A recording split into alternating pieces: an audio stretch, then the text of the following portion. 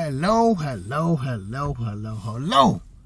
Wherever you are on this distinguished planet called Earth, I hope you are having a thought-provoking day, evening, or night, wherever you are located. I'm going to be talking about how to add a starry background in your Blender scene. For so many years, when I wanted to add stars to my scene, I made it look cheap and cheesy. I kept adding a plane with stars on it. And you know, if you add a plane, if you bring an image into the Blender, it may be fuzzy looking. But I want to give a shout out and thanks to the YouTuber Blender Binge, because he started me on my way to understand how to make a basic outside scene. Even though it's stars, it's a night, I better say it's a nighttime outside scene with stars in every direction. When I was using those planes for stars, I had to have my animation in one direction. But with Blender Binge method, I can turn in any direction in the viewer and the viewport, and I still see stars. Now his was good for getting you on the way, but he left out some important information that I had to discover when I added stars to my sci-fi animation a couple days ago. Because you know, when you do something, that's when you learn a lot. But I'm glad that he did set me on my way to do that, to add a starry scene. Alright, so let's start. I'm going to start off with Harold the Cube. I'm going to leave him right there. I want to turn off my light because this is important. I want to go to shading. Okay. In shading, I want to go to the world setting. And in my viewport, I want to put it in EV or viewport shading. Choose EV. Alright, there's my scene. Okay. The nodes that you will need for this are only just 2 nodes. You will need, I'm going to add my texture. Then I need a noise texture node. That's 1. I'm going to go back to add or shift A. Then I'm going to go to converter and choose color ramp. These are the only 2 nodes you need. My noise texture color, I'm going to connect that to the blue node, the gray node input. I'm going to my color ramp. I'm going to connect my image or color to color. That's it. So it's starting to take effect already. You see in my viewport, you do see that white background, and you see some little, a little gray mist. So let me zoom in some more to the most important nodes that we need to work on. I'm going to zoom into each of my nodes. So I'm in my texture node. According to Blender Binge, where it says scale, you should give that a large value. I'm going to give it 300. So you see up here, now we got little teeny dots in here. For my detail, it's a large value. I give it 100. Nothing much has changed. Now I want to come up here to my color ramp. This the important one that set everything in motion, the color ramp. You see this? When my mouse said I'm on a black setting. I'm on a black. Okay, can I move the black one? Yes, I'm moving my black one. See, I'm moving it closer to the white, and you see what's happening. There you go. A basic starry. Let me add some more stars to it. Let me let go. Alright. But that's your basic starry background. But I'll discover some additional things that may help you for the stars. Alright. Next. In my color ramp, I'm going to click on the plus button. I'm going to take this and move it over here in the black area.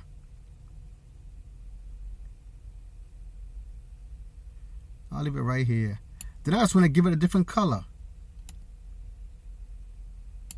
I wanted to give it a different color. I'll call it red.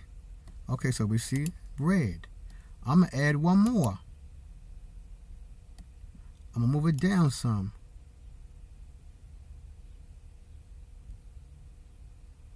Let me see what I'm going to move it at. I'm going to give it the color green. Now you see I have red and green. I should add one more to it for the good of the order. I'm going to add one more.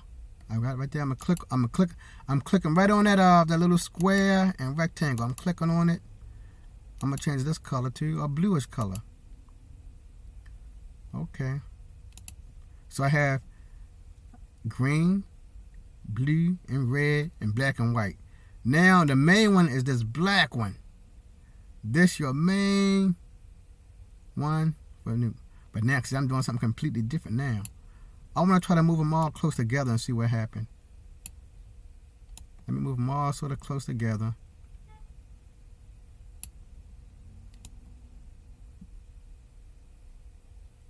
See, it's turning darker now. Let me get my black one. Oh, I better spread it out some more. Let me spread it out some more and see what happens. So you got to play around with it.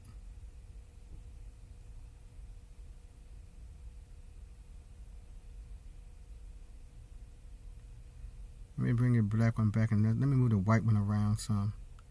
Okay, let me move this white one. So I can have a...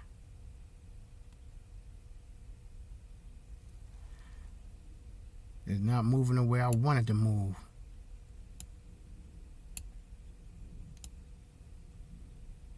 But we did see, so you got to keep manipulating it until you get the effect you want.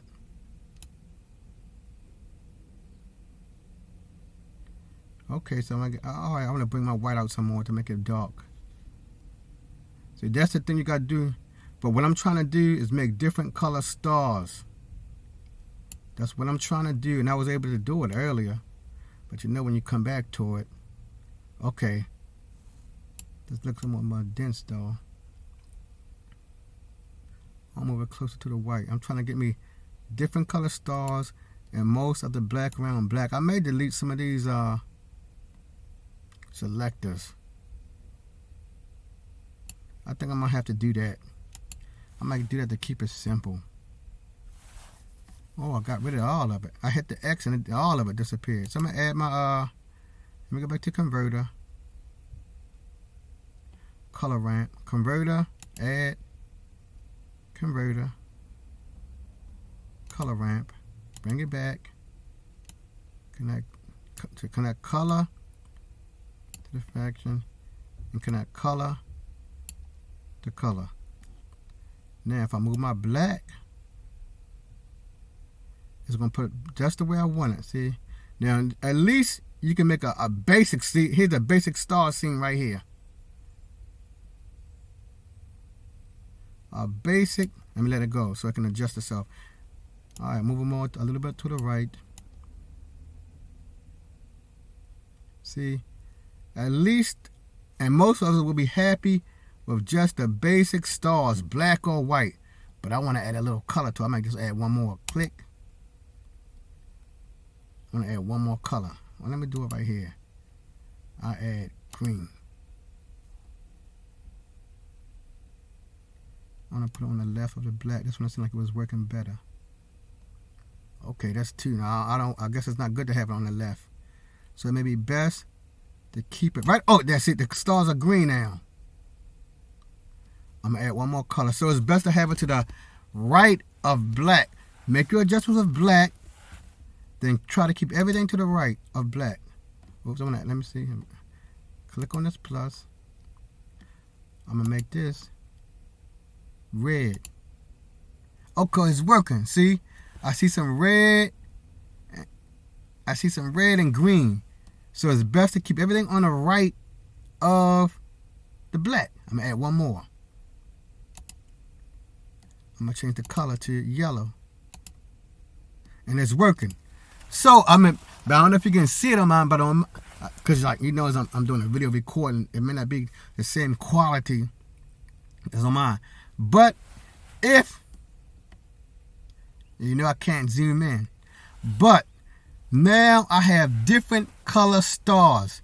The main thing is to keep it all to the right of the black. So I move it to the left, and you see it becomes more dense. Let me move it more to the right. And it has to be close to that black. Oh, this is the black color that I'm moving in. That's why I look messed up. All right, there's the black. I clicked on my green. Okay, so the black one is the main one. Now, this one I discovered yesterday. Let me click in this area. I have a cube there. This is what was happening yesterday. I have a cube, but I can't see nothing. But it makes sense, because in space, there is no light. So, when you make your mesh, you have to give it a light. I'm going to click on my light, and now we see it. But, since I had a large scene, a large space scene, when I clicked on my light source, I had to go down here to adjust my light settings. And you may have to increase or decrease your power. Let me decrease my power and see what happens. See, I made it 10, so it's dark. If you have a large scene, you will have to give your light source a massive number. So that's it, my good people. Now, you have the ability to make a basic star scene with just white stars. Then you can take it further with the color ramp. You can add more a diversified color of stars by clicking on that plus sign and making sure the slider is somewhere to the right of the black setting. Because before you add those other color sliders, it's good to at least have, like the plain white stars there. Then you can add your other colors. All right, thank you for stopping by. And I hope, I'm gonna do one more thing too. Let me move around. Like I said, see, and if you was outside, I'm moving my cube around. And if you outside and you looking at the stars, you're looking at a different arrangement of stars. See, I'm moving my cube around 360 degrees, and wherever I look, I see stars. Wherever I turn, I'm outside. And see the light source is just only on my top. What happened if I make it 3,000? It probably still stay on the top, because I have to move my light around. Where's my light? Let me move my light around. See, when I move it around. And that's one more thing I do like about this. When you're working for outside scene, you will begin to have to work with lighting. You will have to study, how do I want to light my subject? When you're outside, it's not much of a big deal because light everywhere. But when your background is basically dark, you have to become good at lighting. Thank you for stopping by. Thank you, Blender Binge, for setting me on my way how to create a starry outside scene, and I discovered how to add different colors to my stars. Thank you all. Keep learning, stay focused, and never give up on Blender or 3D, because the Blender Foundation will never give up on you. Peace.